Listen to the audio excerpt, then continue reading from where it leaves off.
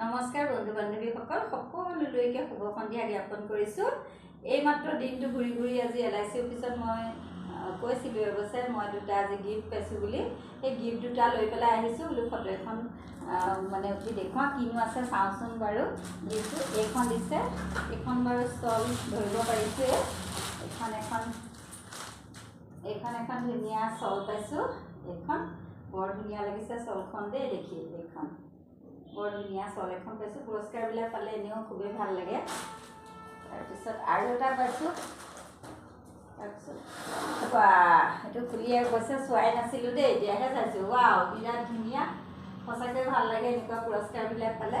এয়া মাৰ্চ মাহত কৰাৰ মানে পুৰস্কাৰ হয়, LIC পলিচিৰ ওপৰত পাইছিলোঁ।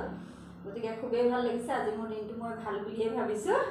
গতিকে আপোনালোকৰ মৰম চেনেহ আন্তৰিকতাৰ কাৰণে আজি এই পুৰস্কাৰকেইটা পাবলৈ মই সক্ষম হৈছোঁ।